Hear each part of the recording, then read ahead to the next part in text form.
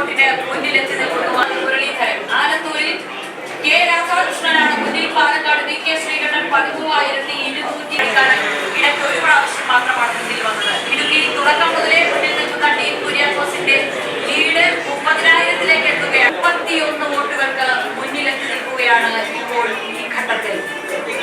86 സീറ്റുകളുടെ ഫലസൂചനകൾ മാത്രമാണ് 97 വോട്ടിന് മുന്നിലെത്തി നിൽക്കുന്നു. പാലക്കാട് വി കെ ശ്രീകണ്ഠനാണ് മുന്നിൽ നിൽക്കുന്നത്. തെരഞ്ഞെടുപ്പ് കമ്മീഷന്റെ ഡാറ്റയിലേക്ക് വരാനുള്ളത് ഇപ്പോഴും ബി.ജെ.പിക്ക് ഒറ്റയ്ക്ക് കേവല ഭൂരിപക്ഷത്തിനടുത്തുള്ള സംഖ്യക്കെത്താൻ കഴിയില്ല എന്നുള്ള സൂചന തന്നെയാണ്.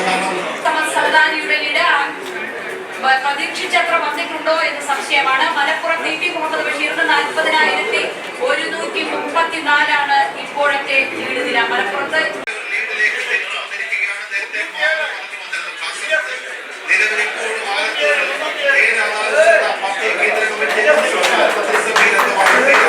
റിപ്പോർട്ട് ചെയ്യുന്നു.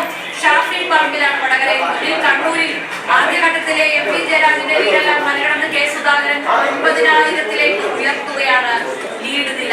8,086 മണ്ഡലങ്ങളിലെ ട്രെൻഡുകൾ തെരഞ്ഞെടുപ്പ് കമ്മീഷൻ ഔദ്യോഗികമായി പുറത്തുകൊടുക്കുമ്പോൾ 209 മണ്ഡലങ്ങളിൽ മാത്രമാണ് ബി.ജെ.പി ഒറ്റയ്ക്ക് ലീഡ് ചെയ്യുന്നത്.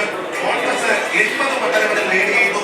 കോൺഗ്രസ് 7 സീറ്റുകൾ എന്നിങ്ങനെയാണ് ഇപ്പോൾ യു.പിയിൽ കാണിക്കുന്നത്. പക്ഷേ യു.പിയിലെ പൊതു ട്രെൻഡ് ഞാൻ നോക്കുമ്പോൾ ഈ യാദവ, മുസ്ലിം, അതുപോലെ തന്നെ പട്ടിക വിഭാഗം വോട്ടുകൾ കൂടുതൽ 100 തൊടുമ്പോൾ ബി.ജെ.പിക്ക് 250 കടക്കാൻ കഴിയുമോ ഒറ്റയ്ക്ക്? പ്രശാന്ത് സുരേഷ്, അതിനുള്ള സാധ്യത വളരെ കുറഞ്ഞു വരികയാണ്. കാരണം ഇപ്പോൾ ഏതാണ്ട് 10 മണിയായിരിക്കുന്നു. ഇനി ഇത് ഏതാണ്ട് ഒരു ട്രെൻഡായിട്ട് നമുക്ക് കണക്കാക്കാം. തീർച്ചയായിട്ടും കുറെ വോട്ടുകൾ ഇനിയും വരാനുണ്ട്. പക്ഷേ അപ്പോഴും ഈ ട്രെൻഡിൽ ഇപ്പോൾ ബി.ജെ.പിക്കെതിരായി മാറിയിരിക്കുന്ന സാഹചര്യമാണ് പ്രധാന